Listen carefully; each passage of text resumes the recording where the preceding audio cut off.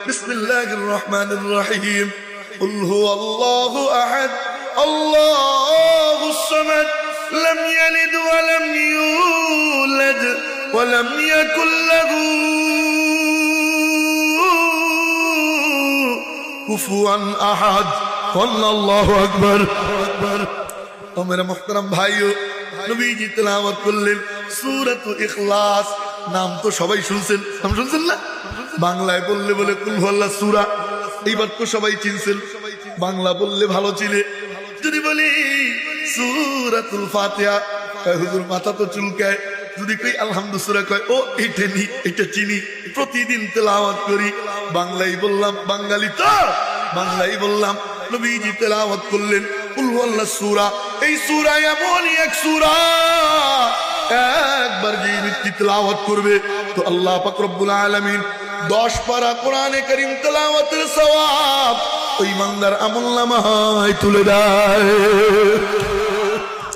মাত্র 3 বার কয়বার মাত্র 3 বার যে ব্যক্তি এই সূরা তেলাওয়াত করবে কুল হুয়াল্লাহ সূরা মাত্র 3 বার তেলাওয়াত করবে তো আল্লাহ পাক রব্বুল আলামিন পূর্ণ কোরআনে কারীম তেলাওয়াতের সওয়াব ওই ব্যক্তির আমলনামায় তুলে দেয় কত শানওয়ালা সূরা আল্লাহ সুবহানাল্লাহ তুমি আর কে আছেন এমন এই জায়গায় কার এমন সাধ্য আছে যে একদিনে পুরো কোরআন খতম দিবেন সম্ভব না দাঁত নইরা যাবে কইরেও যাইতে পারে কিন্তু লাগে সময়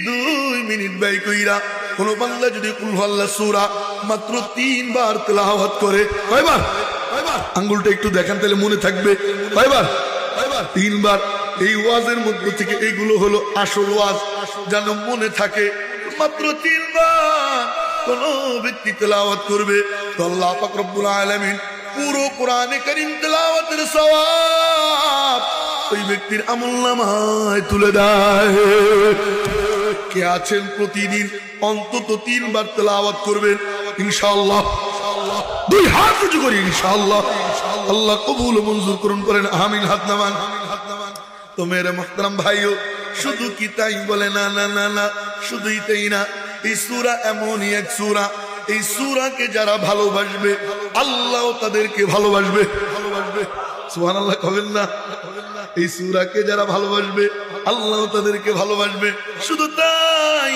বলে না না না না না না না এই সূরাকে যারা মহব্বত করবে এই মহব্বতের উসিলায় আমার মাওলা তাদেরকে জান্নাত দান করে দিবে আম্মা জানা আয়েশা সিদ্দিকা রাদিয়াল্লাহু তাআলা আনহা থেকে হাদিস বর্ণিত নবীজি এক যুদ্ধের সফরে মনোযোগ দিয়ে শুনেন এক যুদ্ধের সফরে আমার নবীজি ইমাম নিযুক্ত করে দিয়েছে ইমাম যে তোমাদের এই দলের জন্য ইনি ইমামতি করবে তো ওই ইমাম সাহেব একটু পাগল পাগল ভাব দুনিয়ার পাগল বলে না না না না মাওলা পাকের পাগল আল্লাহু আকবার আওয়াজ হয় নাই চিৎকার দিয়ে বলেন না আল্লাহু আকবার তো মেরে মুহতারাম ভাই ও হাদিসে কুদসি কোন বান্দা আমার মাওলারে ডাক দেয় আনা জালিস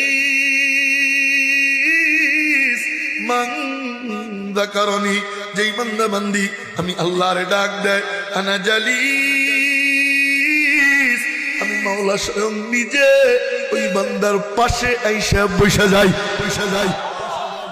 আল্লাহর নাম যদি আইসা যায় চিৎকার দিয়ে বলবো রাজি আছি না ইনশাআল্লাহ যেই কথা বলতেছিলাম ও মেরে মুহতারাম ভাইও তো ওই ইমাম সাহেব একটু পাগল পাগল ভাব দুনিয়ার পাগল বলে না না না না মাওলা পাকের পাগল তো উনি করে কি মনোযোগ দিয়ে শুনেন উনি এক কাম করে সাংঘাতিক কাম কয় কি কাম প্রতি নামাজে প্রত্যেক রাকাতে মনোযোগ দিয়ে শুনেন প্রতি নামাজে প্রত্যেক রাকাতে শুধু পরে কুল হুয়াল্লাহ সুবহানাল্লাহ এর মানে হইল নামাজে দাঁড়ায় আলহামদুলিল্লাহ সূরা পড়ে এরপরে কুল হুয়াল্লাহ পড়ে এরপরে অন্য কোন সূরা মিলায় আবার দ্বিতীয় রাকাতে আলহামদুলিল্লাহ পড়ে এরপরে কুল হুয়াল্লাহ পড়ে এরপরে অন্য কোন সূরা মিলায় সুবহানাল্লাহ লোকজন কয় কি রে ভাই পাগলামি করিস কে এই সূরা ছাড়া কি আর কোন সূরা তুই পারিস না শুধু এই সূরা তেলাওয়াত করিস ও চিৎকার দিয়ে কয় চিল্লা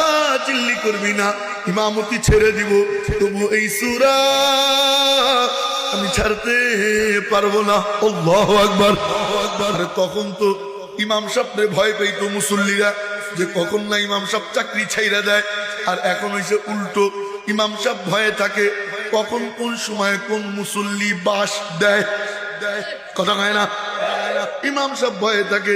কিছু বুইরা দাদা নানারা আছে মসজিদে ঢুইকেই ডাইনে তাকায় বামে তাকায়, উজুখানা ঘুল্লা দেয়, প্রস্তাবখানা ঘুল্লা দেয়, ঘুরে টুইরা এসে কয় ইমাম সাহেব এগুলো ময়লা হয়ে রয়েছে কেন, আপনি চোখে দেখেন না?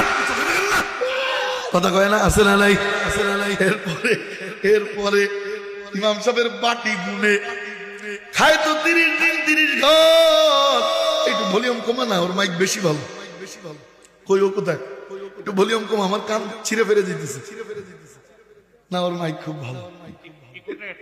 ইকো কমাও, ভলিউমও একটু কমাও। মেয়েরা মোহতারাম ভাইও তো 30 দিন 30 ঘরে খায় তো ইমাম সাহেব।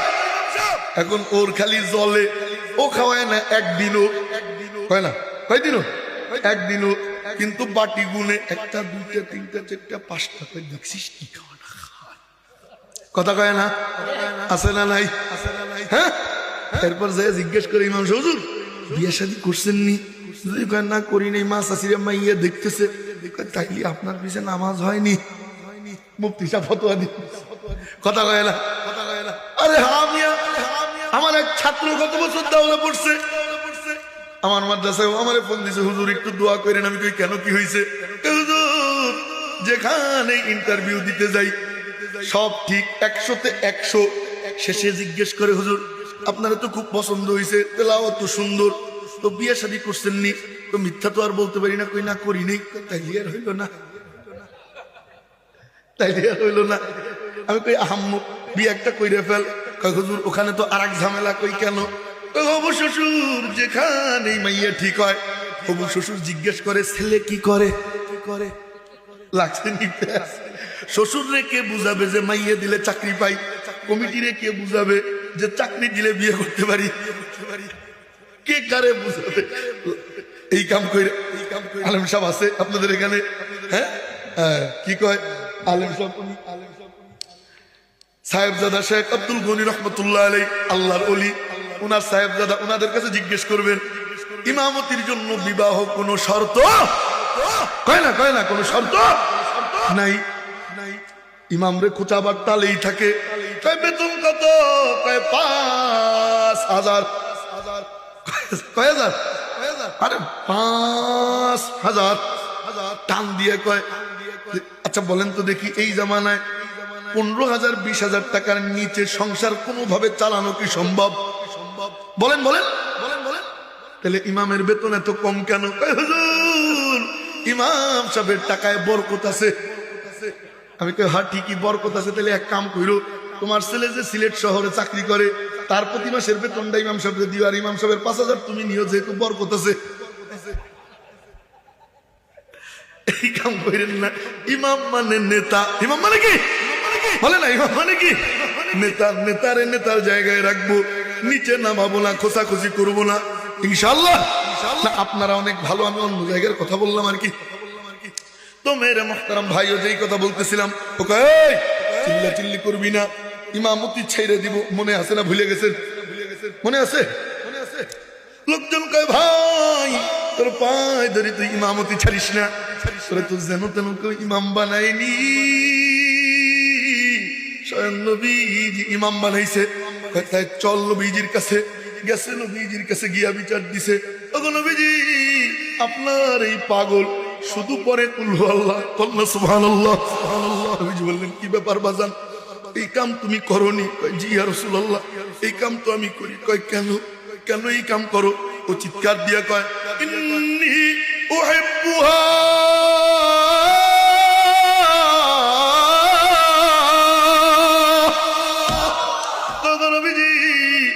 আমি তাকে ভালোবাসি, আমি তার প্রেমে পড়ে গেছি, আমি তাতে আসক্ত হয়ে গেছি। আল্লাহু আকবার, আল্লাহু আকবার। আমি তার প্রেমে পড়ে গেছি। কুল আল্লাহ সূরার প্রেমে পড়ে। নবীজি বললেন কেন রে বাজান, তার প্রেমে তুই কেন পড়লি?